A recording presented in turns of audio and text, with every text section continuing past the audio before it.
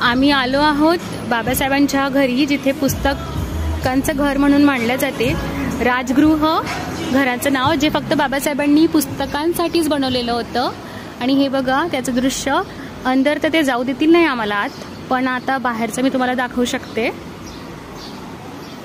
इथे वर ते बाळासाहेब असतात आणि त्यांची फॅमिली राहते. बघा तिथे 42 रूम्स आहेत टोटल. आणि या घराचं आर्किटेक्चर पण बाबासाहेबांनीच केलेलं आहे. ते लंडनवरून शिकून आले आर्किटेक्चरचं, आणि इथे त्यांनी स्वतःच्या घराचं कन्स्ट्रक्शन केलं आहे, मीन्स डिझाईन दिली होती, इन्फ्रास्ट्रक्चर. आणि हे घराचं जे बेसमेंट आहे हे पूर्ण लाकडांवरच आहे. आत तर मी जाऊ शकणार नाही, पण तिथे रमाबाईचा फोटो आहे.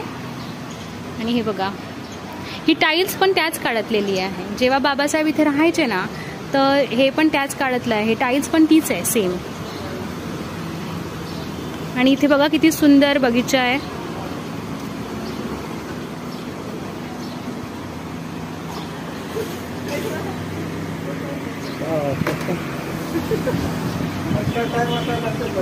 इथून एंट्री होती ती ऍक्च्युली, पण मी तिकडनंच एंट्री केलेली. आणि हे बघा हे त्यांचं घर.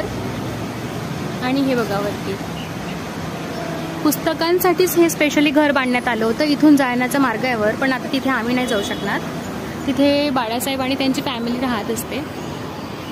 बघा आज पण, आजच्या काळामध्ये पण हे घर इतकं सुंदर दिसते.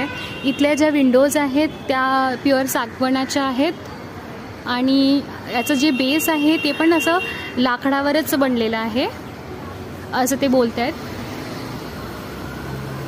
बाबासाहेबांना एज्युकेशनच्या व्यतिरिक्त भरपूर कलामध्ये पण आवड होती. जसं त्यांना व्हायोलिन आणि तबला हे सगळं पण त्यांना आवडायचं. आणि आजचं दृश्य मी दाखवू शकत नाही, पण आत इतकं सुंदर होतं. त्यात सगळ्या वस्तू होत्या, मीन्स पित्तळच्या वस्तू ठेवल्या गेल्या होत्या ज्या रमाबाईंनी वापरल्या होत्या त्या काळात.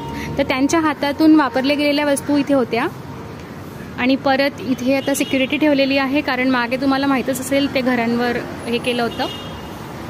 तर बघा परत मी तुम्हाला दाखवते.